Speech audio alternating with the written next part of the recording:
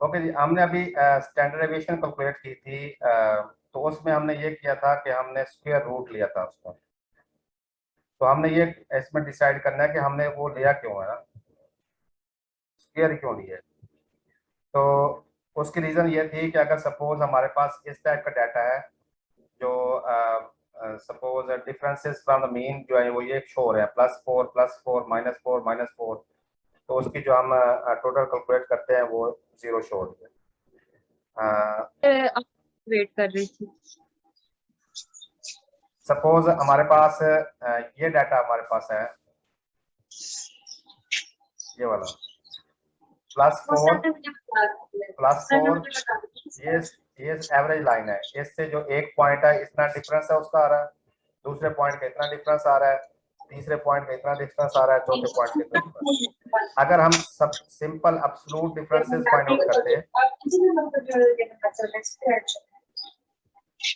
अगर हम simple absolute differences use करते हैं तो उसमें भी उसकी जो आउटपुट वैल्यू है वो 4 आ रही है, क्योंकि जो एब्सोल्यूट होता है वो माइनस को प्लस कर देता है।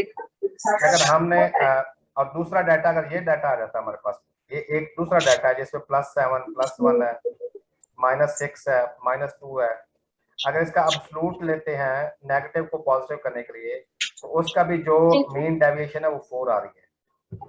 सर अगर माइक आप सारे म्यूट कर दें तो अच्छा हो जाएगा।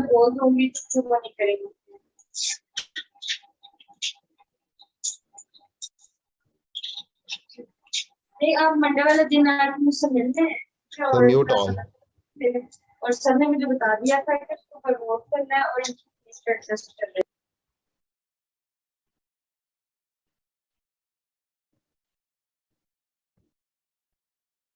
अच्छा जी, इसमें आप ये देखें हमारे पास 2 डिफरेंट डाटा है। ये डिफरेंट डाटा है जो एवरेज से +4 +4 -4 -4 डेविएट कर रहा है, और ये डाटा हमारे पास एवरेज से +7 +1 इतना डेविएट हो रहा है, 2 पॉइंट्स, और 2 पॉइंट्स उसके -6 -2 डेविएट हो रहा है। तो जब उसका मीन डेविएशन कैलकुलेट कर रहे हैं कि कितना वो टोटल मीन एवरेज कितना डेविएशन हुआ है, तो वो भी 4 आ रहा है। इसका मतलब है हमारे पास 2 डिफरेंट डाटा पॉइंट्स हैं, और लेकिन उनका जो मीन डेविएशन है वो सेम आ सकता है अगर हम एब्सोल्यूट यूज करेंगे तो। इसलिए हम एब्सोल्यूट को यूज नहीं करते, इसलिए फिर हम ये करते हैं इसके स्क्वायर ले लेते हैं। स्क्वायर लेने से यही फायदा होता है कि अगर चाहे सेम डाटा भी हमारे पास होगा तो फिर भी उनका जो एब्सोल्यूट डिफरेंसेस होंगे वो डिफरेंट आएंगे। ये देखें प्लस, ये डिफरेंट डाटा था, ये वही डाटा जो कि प्रीवियस स्लाइड पे हम शो किया हुआ था, वहां पे हमने एब्सोल्यूट लिए हुए थे, और यहाँ पे उसका हम स्क्वायर कर रहे हैं। हम मोस्टली यही कहते हैं ना कि स्क्वायर हम लेते हैं नेगेटिव को पॉजिटिव करने के लिए, इसी तरह एब्सोल्यूट भी हम लेते हैं नेगेटिव नंबर्स को पॉजिटिव करने के लिए। कि क्या दोनों का रोल सेम नहीं है? तो दोनों का रोल सेम नहीं होता, तो हम यहाँ पे साथ उसके हम अंडर रूट भी ले रहे हैं, ये वाला अंडर रूट। तो इन दोनों का डिफरेंस यहाँ पे हम क्लियरली देख सकते हैं कि प्रीवियस स्लाइड में हमने देखा था कि इन दोनों का, ये वाला, 2 डिफरेंट डाटा थे और उनके डिफरेंट जो एवरेजेस थी वो सेम आ रही थी। अब हम जब इसके स्क्वायर लेके अंडर रूट लेते हैं, अब इनकी जो वैल्यूज हैं वो डिफरेंट आ रही हैं। तो इसलिए आपको पता होना चाहिए कि हम स्क्वायर लेके अंडर रूट क्यों लेते हैं। तो ये हमें डिफरेंट वैल्यूज देगा, ताकि हमें उससे अगर 2 डिफरेंट डाटा भी होंगे तो उनकी डिफरेंट वैल्यू आनी चाहिए, उनका सेम डिफरेंस नहीं आना चाहिए। तो ये हमें बता रहा है कि standard deviation is bigger when the differences are more spread out. जितना डाटा दूर दूर होगा, स्प्रेड होगा, उतना स्टैंडर्ड डेविएशन की वैल्यू बढ़ी आएगी।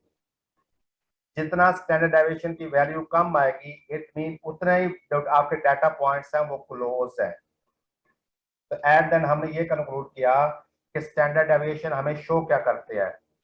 तो स्टैंडर्ड डेविएशन हम कैलकुलेट करते हैं बाय यूजिंग वेरिएंस, और वेरिएंस कैलकुलेट होता है बाय यूजिंग मीन। तो एट द एंड जो चीज कैलकुलेट हो रही है वो स्टैंडर्ड डेविएशन कैलकुलेट हो रही है। तो स्टैंडर्ड डेविएशन हमें ये शो करता है कि जो हमारे डाटा पॉइंट्स हैं वो कितने क्लोज हैं, ये कितने स्प्रेड हैं। तो और देखते हैं हम एवरेज से हम देखते हैं कि एवरेज से कितने दूर दूर है। तो अगर स्टैंडर्ड डेविएशन की वैल्यू लार्ज आएगी तो इट मीन वो एवरेज से उतना दूर बहुत ज्यादा स्प्रेड आउट होंगे, इतने बहुत ज्यादा दूर दूर होंगे। अगर स्टैंडर्ड डेविएशन की वैल्यू कम आएगी, स्मॉल वैल्यू होगी, it mean the data points are very close to each other and the average point, कि एवरेज पॉइंट से वो बहुत ज्यादा क्लोज पॉइंट पड़े हैं। तो जो स्टैंडर्ड डेविएशन है वो हमें स्प्रेड आउट जो डाटा के पॉइंट्स की है वो हमें शो करेगा। तो यही मैं आपको बताना चाहता था। इस सारे जो पिछली हमने 2-3 स्लाइड देखी हैं कि एवरेज कैलकुलेट किया, एवरेज के बाद हमने वेरिएंस कैलकुलेट किया, वेरिएंस के बाद हमने स्टैंडर्ड डेविएशन कैलकुलेट किया। तो स्टैंडर्ड डेविएशन हमें डाटा जो पॉइंट्स हैं उनका स्प्रेड शो करेगा कि डाटा के पॉइंट्स दूर दूर हैं या बहुत ज्यादा क्लोज पड़े हुए हैं। तो जब भी हमें ये चीज चाहिए होगी तो उस टाइम पे हम स्टैंडर्ड डेविएशन को यूज करेंगे। ये हमारी बेसिक्स थी। तो इन बेसिक्स को आपने, ये मैंने स्लाइड्स, ये जो पीडीएफ्स हैं ये सारी मैंने शेयर कर दी हैं। तो काइंडली इसको आपने एक बार देखना जरूर है डिटेल में। हमने ये देखना है कि ये जो इनकी इंटरप्रिटेशन क्या है। ये मुझे ये चीज चाहिए होती है कि मैं जब कहूँ किसी डाटा का स्टैंडर्ड डेविएशन बहुत ज्यादा है तो आपको उसी से अंडरस्टैंड कर लेना चाहिए कि इट मीन जो डाटा के पॉइंट्स है वो बहुत ज्यादा स्प्रेड हुए हैं, या वेरिएंस कम है या वेरिएंस ज्यादा है तो उसका क्या मीनिंग है। वेरिएंस यही शो करता है कि वो कितना वेरी कर रहा है, कितना डाटा के जो पॉइंट्स है वो कितने एक से दूर दूर है। वेरिएंस का मतलब ही वेरी करना होता है।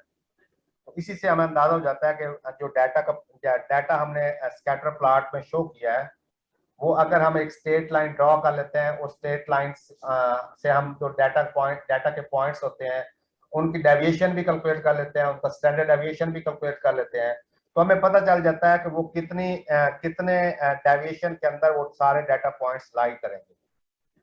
और स्टैंडर्ड डेविएशन की जो वैल्यू होगी हमेशा वो 0 और 1 के दरमियान आएगी। तो ये हमारा यहाँ तक लेक्चर जो था बेसिकली बेसिक्स का वो यहाँ पे क्लोज हुआ है। तो थोड़ी सी 2-3 चीजें और रहती हैं जिसको मैं देखता हूँ, बस मेरे पास लेक्चर पड़ा तो हम अभी कवर कर लेते हैं।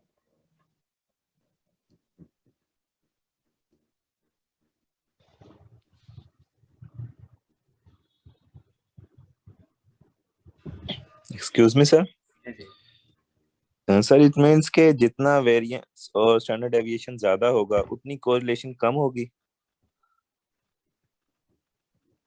कोरिलेशन हम उसकी बेस पे नहीं कर सकते, हम उससे ये अंदाजा हम लगा सकते हैं क्योंकि कोरिलेशन में भी हम ये देखना चाहते हैं कि डाटा का पॉजिटिव कोरिलेशन है या नेगेटिव कोरिलेशन। पॉजिटिव में तो ये था ना, हो सकता है डाटा के पॉइंट्स बहुत ज्यादा दूर दूर भी हो सकते हैं, सेपरेट आउट बहुत ज्यादा हो, लेकिन वो पॉजिटिव कोरिलेशन शो कर रहा हो।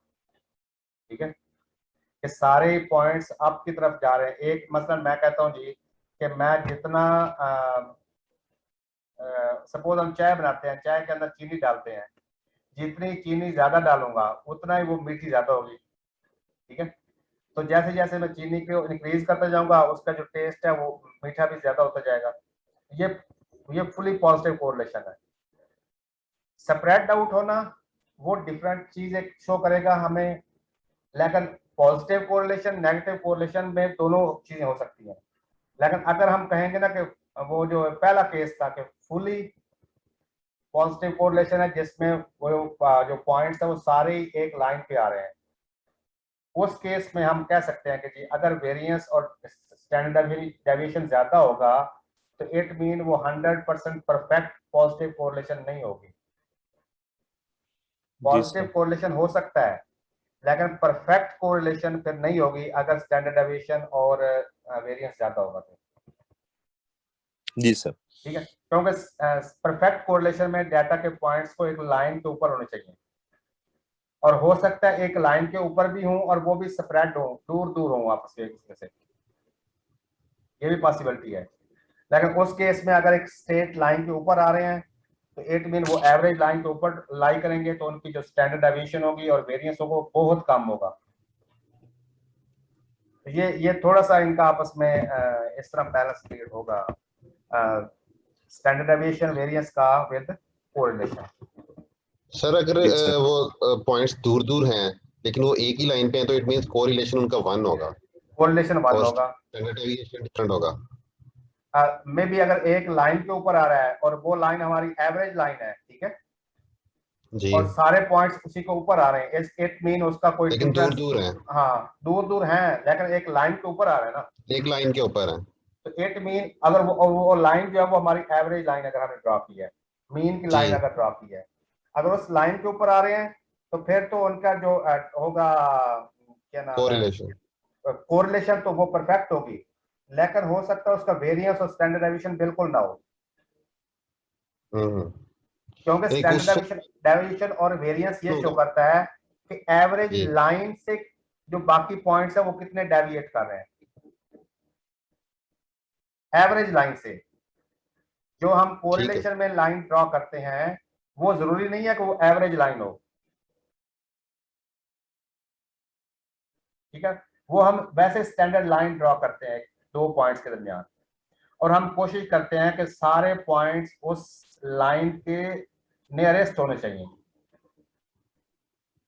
हम जब आगे जाके डिस्कस करेंगे सपोर्ट वेक्टर मशीन, तो उसमें इसी लाइन को हम ड्रॉ करके हम उसका मार्जिन कैलकुलेट करते हैं बाकी पॉइंट्स का, और उसी मार्जिन को हमने मिनिमाइज करना होता है कि किसी तरह ये जो मार्जिन है, जो फार अवे पॉइंट पड़े होते हैं, उनका मार्जिन हमारे पास किस तरह डिक्रीज होता है, मिनिमाइजेशन, तो उस प्रॉब्लम को हम मिनिमाइजेशन की तरफ लेकर जाके सॉल्व करते हैं। तो हमारे पास इट मीन हम जो पॉइंट्स होते हैं उनको क्लोज लाने की कोशिश करते हैं उस जो लाइन होती है। तो बेसिकली ये कंसेप्ट वहां पे जाके यूज होंगे, इसलिए मैंने कहा था ये पहले हम थोड़े से अंडरस्टैंड कर लेते हैं। बेसिक्स हैं, वेरी बेसिक्स हैं, लेकिन थोड़ी सी हमें अंडरस्टैंडिंग इसकी बिल्ड करनी पड़ेगी।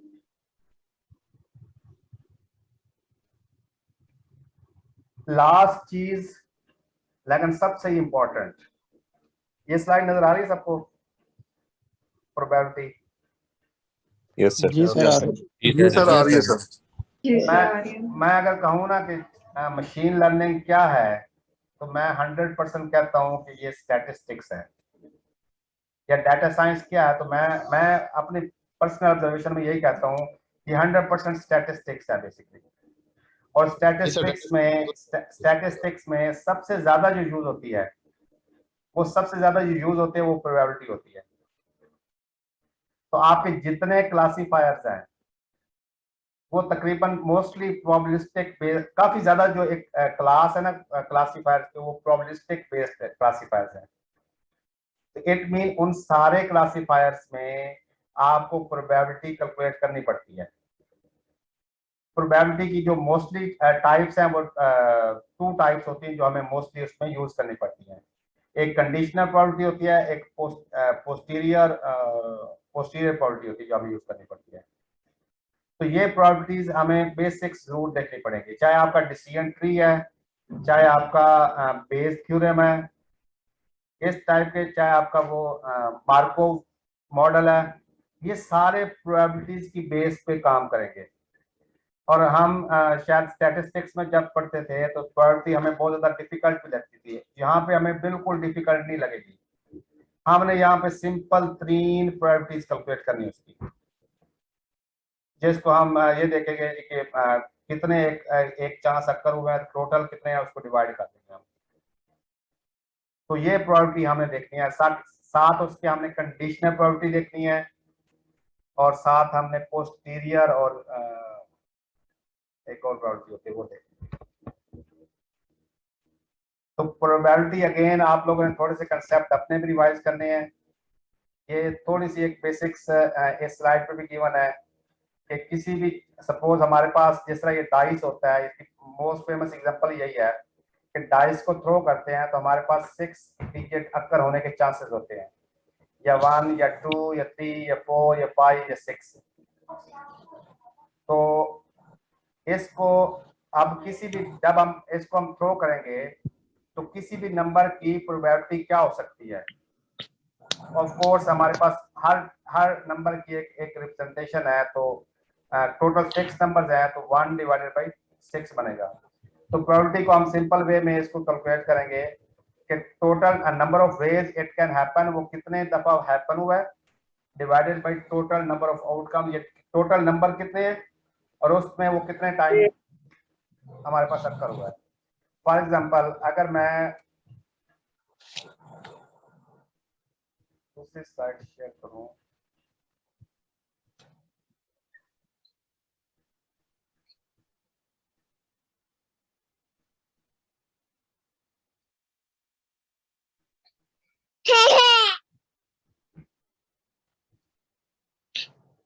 अगर इस केस में मैं लास्ट प्ले टेनिस की प्रॉपर्टी कैलकुलेट करना चाहूँ यस की, तो इसकी प्रॉपर्टी क्या होनी चाहिए?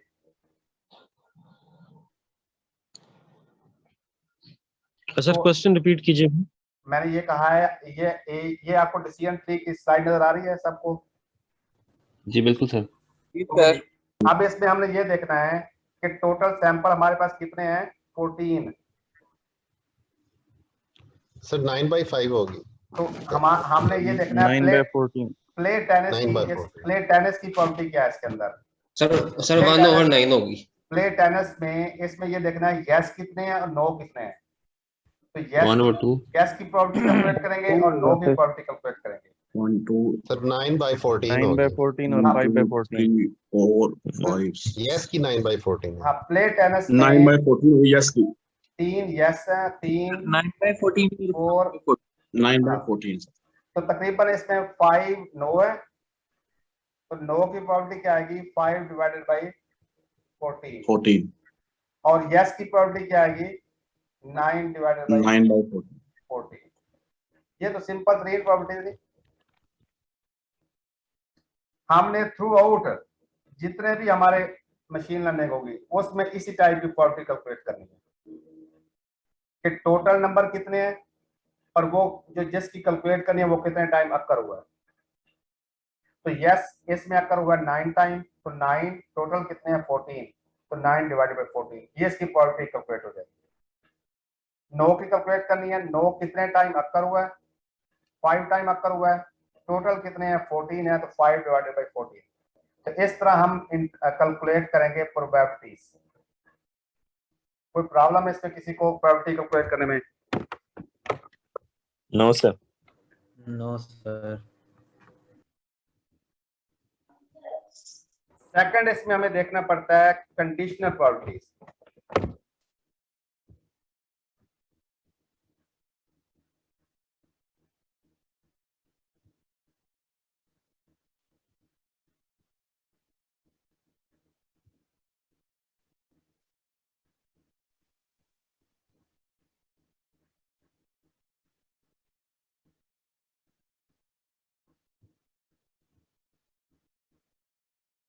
ओके ये पॉलिटिक्स स्लाइड्स नजर आ गई दोबारा पीडीएफ? जी सर। ओके सेकंड हमें ये देखना पड़ता है और प्रोबेबिलिटी की जो हमेशा वैल्यू होगी वो 0 और 1 के दरमियान होगी, ऐसे ही होगा ना? जी सर। 0 और 1 के दरमियान में आएगी। अगर 0 होगा तो इट मीन वो इम्पॉसिबल है, यानी कि बिल्कुल अक्कर होने के चांसेस ही नहीं है। और अगर 1 है तो इट मीन 100% उसी के चांसेस हैं। दरमियान में जो आएगी वो उतने परसेंट उसके अक्कर होने के चांसेस होंगे। अगर सपोज मैं कहता हूँ 0.1 है तो इट मीन उसके 0.1% अक्कर होने के चांसेस हैं। अगर 0.5 है इट मीन इसके 50% अक्कर होने के चांसेस है। यानी इसको हमने इंटरप्रेट ऐसे करना है। बात समझ गए इसके आप कि 0 और 1 के दरमियान में जब भी प्रोबेबिलिटी आएगी तो वो हमें इंटरप्रेट क्या करेगा, 0.2 आएगी, 0.3 आएगा, 0.5 आ गया, 0.9 होगी, तो उसकी इंटरप्रिटेशन क्या होगी? तो 0.9 मीन कि उसके 90% चांसेस हैं उसके अक्कर होने के। अगर उसकी 1 आ गया है तो वो आइडियल केस हो गया, उसके 100% उसके चांसेस अक्कर होने के।